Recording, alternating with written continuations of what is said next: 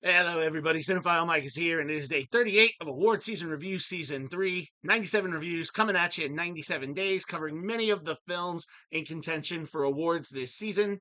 Now, some of the films I'm reviewing may still be in theaters or awaiting a re release. All the information I provide to you related to box office, critical response, nominations, wins, my own predictions, everything is current within 7 days of posting. And as always, these reviews are spoiler free. Also, make sure you check out my website, cinephilemike.com, for all other kinds of great award season information. So, we are here in our sixth theme week, and that is the Golden Globes, mostly. And I say mostly because while I won't be able to cover every film nominated for the Golden Globes this week, the seven I am talking about are nominated for at least one Golden Globe, and we will see if they have any of those wins or what happens when the awards happen this Sunday, January 5th. For today, I'm talking about a film that involved a lot of last season's winners and nominees, and some potentially for this year, depending how things go. Less than a year after Poor Things, a few months actually after Poor Things, was the second most nominated film of 2023. It had 4 wins from its 11 nominations. Writer-director Yorgos Lanthimos and his muse Emma Stone released their third collaboration in early summer, Searchlight Pictures' Kinds of Kindness. Written and directed by Lanthimos, and it was co-written with Pierre Efthymios Philippou. Kinds of Kindness is an anthology film that was hoping to maintain the steam started by Poor Things with the team. However, not so much the case. Unfortunately, against a reported budget of 16.4 million, the film made $5,038,931 domestically and $11,359,578 internationally, for a total of $16,398,509. So, pretty much breaking even, but not necessarily profitable. Critically, the film had a wider divide. From 278 critical reviews, the film was certified fresh with a 72% critical rating, but from over 250 audience scores, the film has a rotten spilled popcorn bucket with a 49% on the popcorn meter. Awards wise, the film is not going to have a Poor Things kind of a run, but the reason it is here, we talk about the Golden Globe Awards. Jesse Plemons, who won Best Actor at the Cannes Festival for this film, is nominated for Best Performance by a Male Actor in a Comedy or Musical. Kinds of Kindness was also nominated for the Palme d'Or at the Cannes Film Festival, losing to the film I talked about yesterday, Anora. On top, there were a few other nods and wins at some different film festivals, but didn't really, aside from the Golden Globes, crack many of the big awards I've been talking about this season. But it's Golden Globe nominated, and it's here. So let's talk about it. What's this anthology about?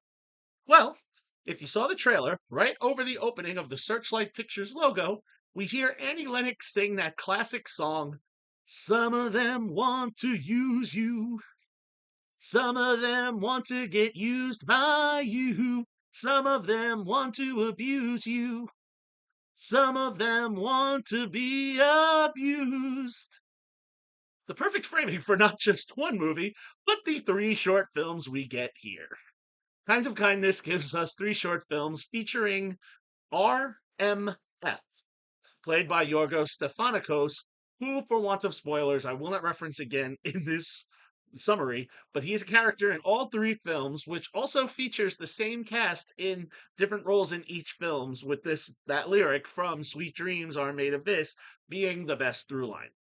So the first of the 3, The Death of RMF, is about a couple, Robert, played by Jesse Plemons, and Sarah, played by Hung Chow, who deal with the pressures by Robert's boss, Raymond, played by Willem Dafoe, to do certain things that he may not want to do, despite the repercussions if he refuses. Raymond weaves an intricate web of control that brings not only Robert and Sarah into his game, but also Rita, played by Emma Stone, and his wife Vivian, played by Margaret Qualley. Now, the second film of the trilogy, RMF is Flying, is another story of 2 couples, this time Daniel, a cop, and Liz, played respectively by Plemons and Stone, and their friends Neil, Daniel's partner, and Martha, played respectively by Fadake Athi and Quali, back in this one. Liz returns home after being lost on a mission and is seemingly not who Daniel remembers. He will go on a journey to uncover who this person is, despite everyone believing that she is the real Liz.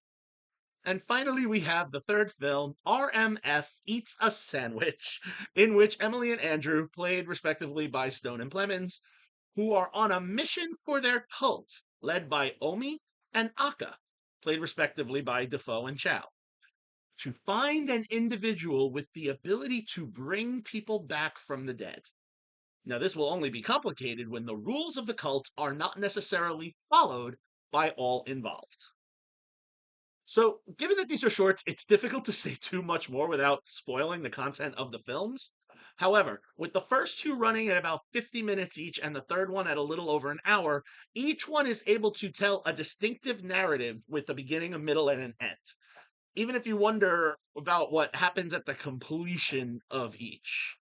Lanthimos and Filippo, they craft interesting stories that peer behind the curtain and make you consider why we do the things we do and whether or not these, things that we do often are the best decisions to make.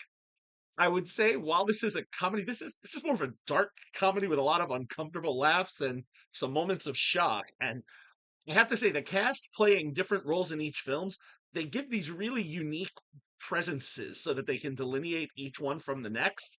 The slick styles of each film with their slightly varied genres from drama to sci-fi to absurdity. It works best when you don't spend too much time trying to dig into the through lines for the three, but you kind of enjoy each one of them for what they are. And each one does stand alone. The dialogue is crisp and delivered almost in a monotone way by all of the actors, which upon watching might make you think that we're watching bad acting or weak acting, but it's not.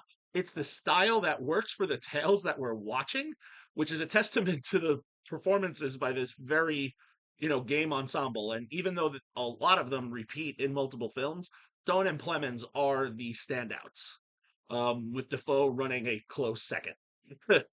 So, will this film have any Oscar chances?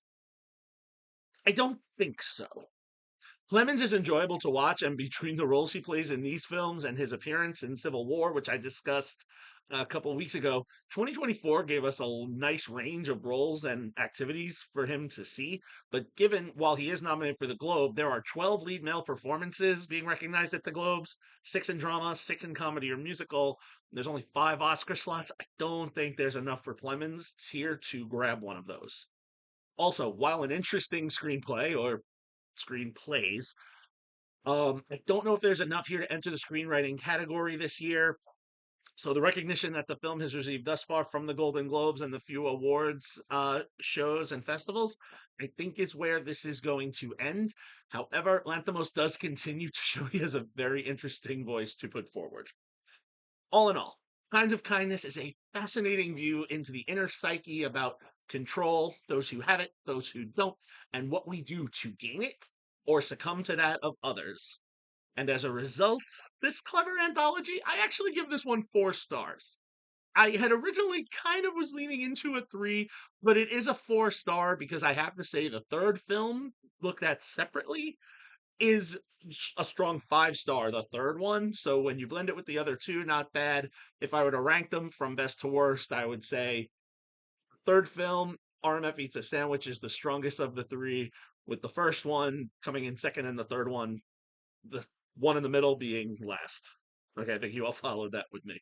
But look, if you missed Kinds of Kindness in theaters, or you're looking for a chance to rewatch it because maybe you need a rewatch, and a couple of them do kind of give you those moments of, I think I should take a look at that again.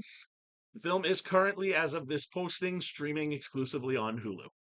So there you have it. 38 down, 59 to go. As always, if you like what you heard here, please subscribe to the channel, click the like button, spread the word, share the video. You can follow me, Cinephile Mike, on all social media platforms and on Letterboxd. Find lots of great information at my website, cinephilemike.com. And that is where I'm going to leave you today. Until next time, everyone, this is Cinephile Mike saying take a break and watch something new.